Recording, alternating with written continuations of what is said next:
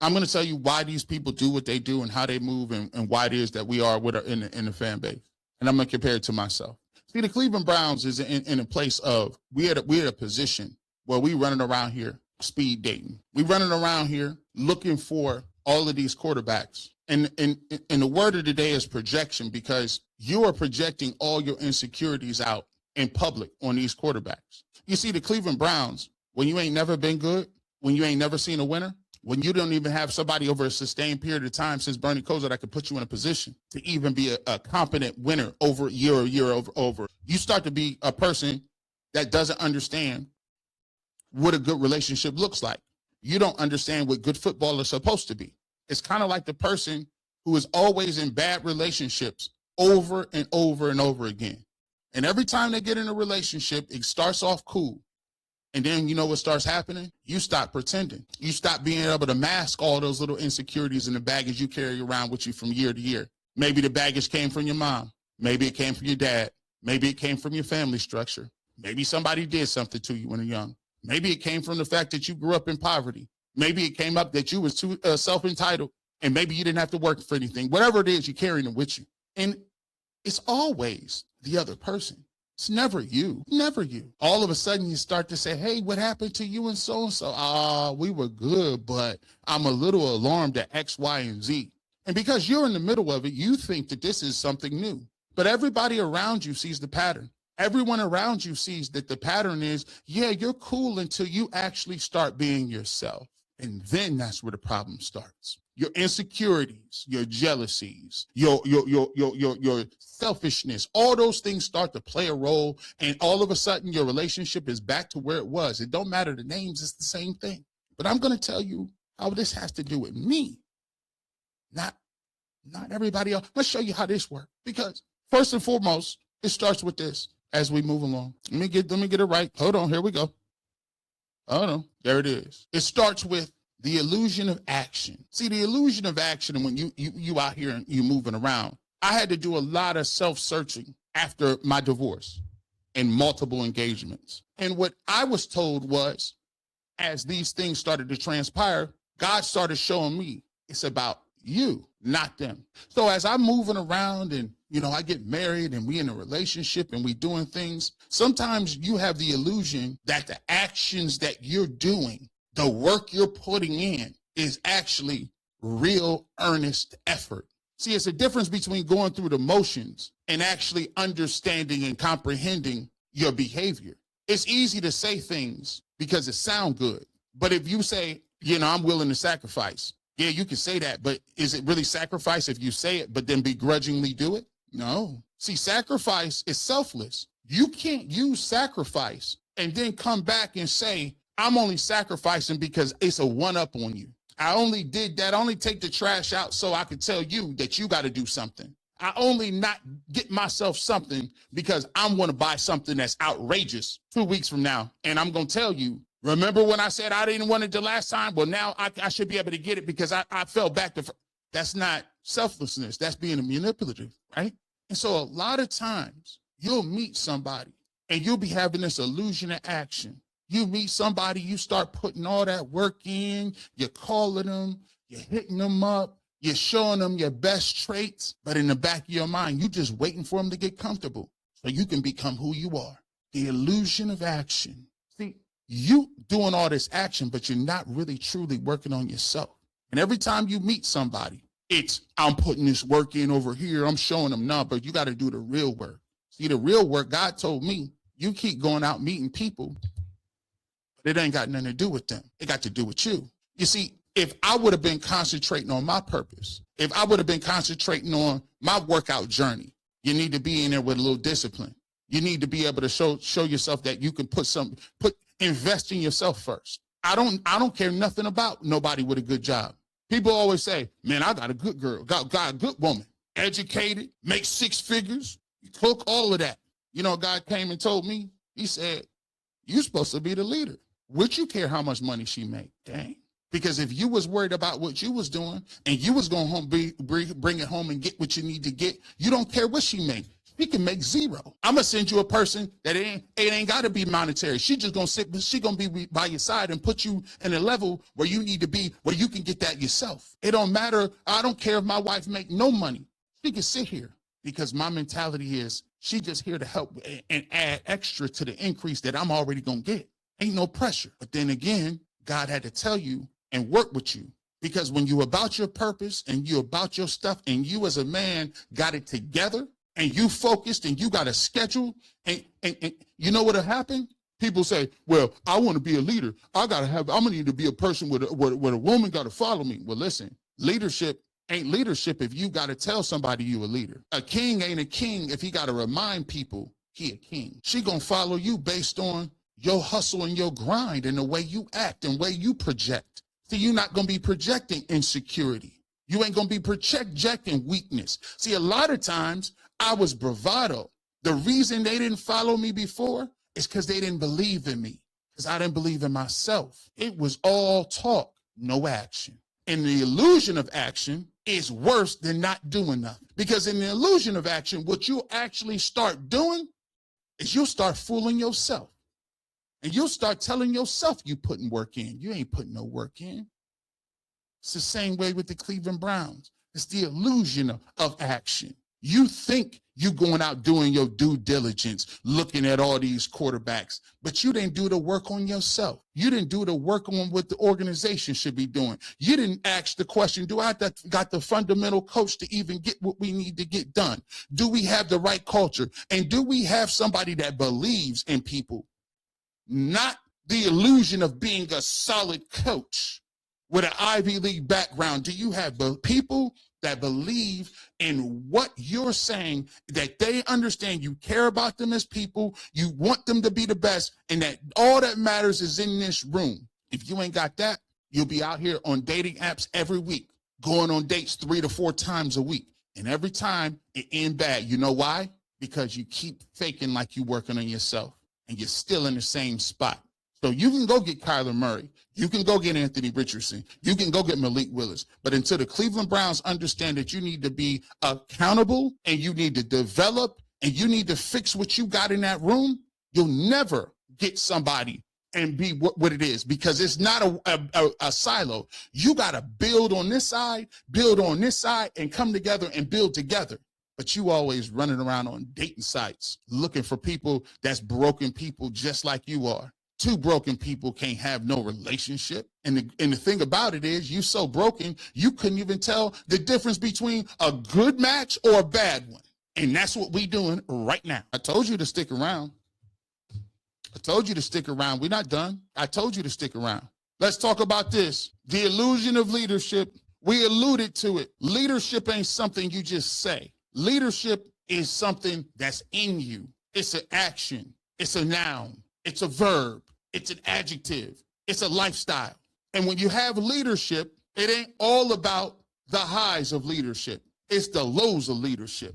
And one of the things that you guys have an issue with is the fact that when you're a leader, your job is to look and assess. Todd Monken had already told y'all, I want to figure out what we got in this room. I want to see. The only way you see what's going on in the room is through adversity. It ain't from what you think is nice. See, you guys want to fast forward everything. I'll use myself for an example.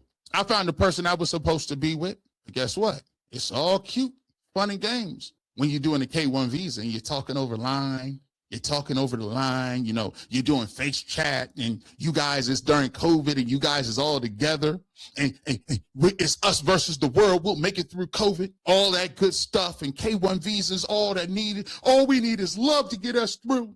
And then that person get here, and guess what you got to do? Lead. See, it's easy running around leading yourself. But how do you lead somebody else by themselves? How do you get 2 people who are used to leading, both Scorpios, both accomplished? How do you lead? And you got to lead, and that person's whole life and culture is in a different language. My little stories ain't going to hit the same.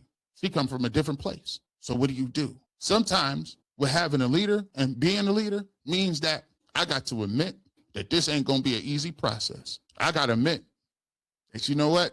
I don't got all the answers. You know what? I got to admit that sometimes I got to trust you. Sometimes I got to miss that. I got to trust you. Even I know it might end up being bad. I got to give you an opportunity. I remember the first time, I hope she don't mind me.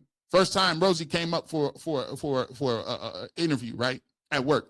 I said, man, you need to get a raise. And she was resistant to it. She was like, man, nah, listen, I need to put, I'm not ready for it. I'm like, bro, you do so much work. You need, so me, I was at it. And then God dealt with me and he said, listen, some lessons I'm going to teach you, you're going to learn from. Some lessons I'm going to teach both of y'all together as a couple, you're going to learn from. But some lessons I got to teach your wife on her own. And what I need you to do is sit back and watch me work. Your job is to be supportive, because if it don't work, you need to be there to be supportive. But it ain't about you. It's about me showing her what she needs to do in this job market where she's comfortable in maneuvering her own career. And I said, you're right. You're right.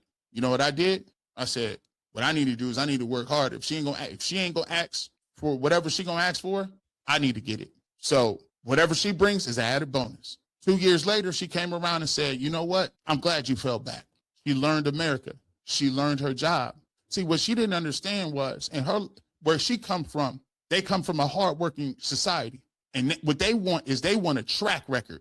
See, like, I want to show them I'm worth that. I want to show them in 2 years that this is what I'm worth. And I want to show them so much that what I want to do is I want them to come give me the money, because then they know I'm worth it. Came full circle. Never ask for less or more than you know you're going to get, because at a certain point in time, it ain't going to be about the money no more. It's going to be about whether or not you feel like you in the right place or not.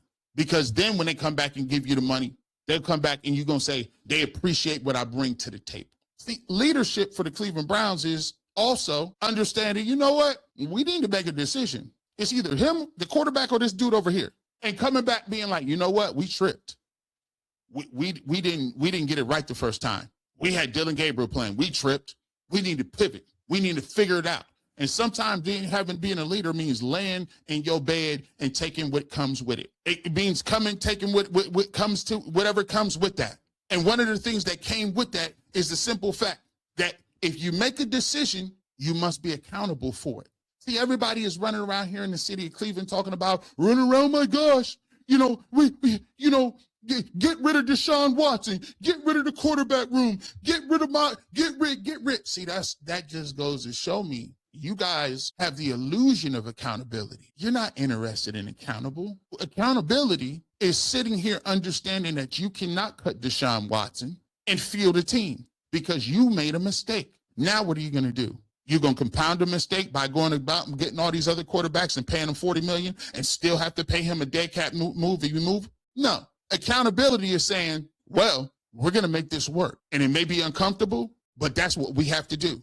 That is part of leadership. You can't fast forward. You can't duck and skate. And some things you can't wipe off the board. You can't wipe it off the board.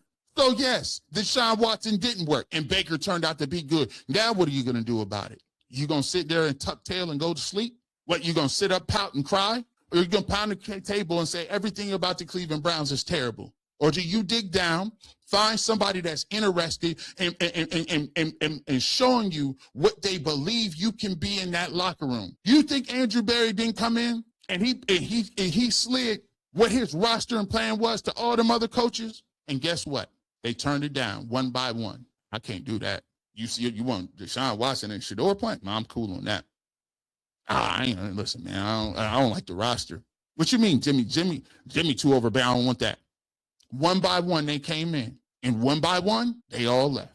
But in life, all you need is one. All you need is one. All you need is one opportunity, one shot. And I'm not saying nothing I didn't know.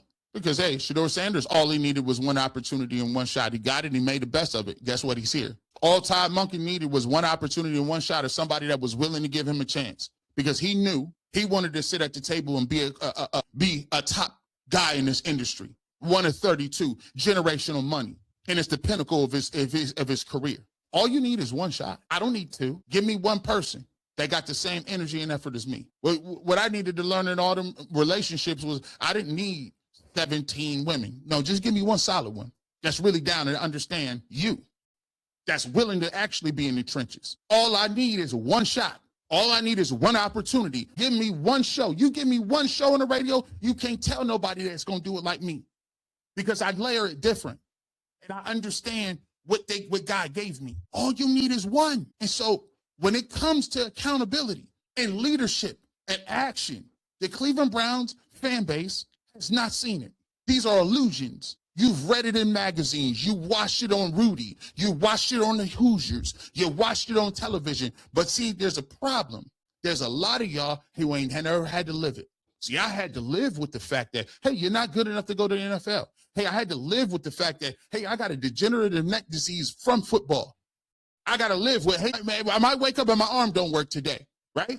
But that character that was built by that is the same thing that gives me the confidence and the infrastructure to say things and do things that nobody would say and do, because I understand I've been through it and it can get a lot worse. So when you're talking about people and why people is interacting and moving this way, it's because it is. We are in a city where people is moving from relationship to relationship and speed dating to speed dating. They're trying to find somebody that make them feel good, that's going to take them and carry them. But what they don't understand is they got to do the work on their own. They got to do the work on themselves to attract the right person. And sometimes when you don't even have the work done, you don't even have the lens to see the right person. And they might walk right past you. See, timing is great. I would rather be in the right time and place than at the wrong one. Because when you're at the wrong time and place, you can't even look because you only might got one shot. Is you mentally prepared for it? Is you physically prepared for it? Have your life experiences put you in a position that you got the right perspective? Can you appreciate when you get it? Can you learn to cherish it and cultivate it? If you're in the wrong time and space, no, you're not. You just keep flailing your arms, looking around, hoping for somebody to come save you, when all you needed to do is dig down to yourself, do the work on yourself, and know that you save yourself, and then you attract somebody else to add to it. I'm just saying. I mean, y'all can go watch these other joints. They'll tell you about Kyler Murray, but I try to give you life lessons, because a lot of this stuff people be doing, they're doing it in real life. A lot of this stuff, they be this is real life. A lot of these people be telling on themselves. A lot of these things that people be saying, they saying this because they going through some real stuff at where they living. They going through some real stuff, because some of the stuff people be saying, they not saying it about players. They saying it about them. They just don't know how to use it. They don't know. They don't understand how to express themselves in a way and understand. I'm not. And the reason I use all me tonight is because I was no different than none of these people. I wasn't no different. We all human, all fallible. But let me just tell you, when I started to really start looking at myself and say, what changes do I need to make that's going to put me in a trajectory where I can start to actually figure out life? It started from looking here. I want thumb pointers, not finger pointers. How can the Cleveland Browns get better? Not what other quarterback that I can go get out here. How can we go do what we need to do? What do we need to work on offensively that we can get our quarterbacks to play better? Now, let me go get your quarterback that you see the difference between thumb pointers and finger pointers? It is what it is. I didn't talk too long. We get to the super chats. We appreciate y'all. And you look, you pulled up. It's 1,931 in here. Hit the like button. We need people to see that. We need people to see why it is people be saying this stuff. And we can't do that without this blog getting out here. So I appreciate you in advance. But with that being said, you never know what G. Bush might show on radio, television, internet. But if you want the fresh cut on sports, I keep the Clippers with me. You guys have a great rest of your evening. We appreciate you. And as always, you know what we talking about is go Browns.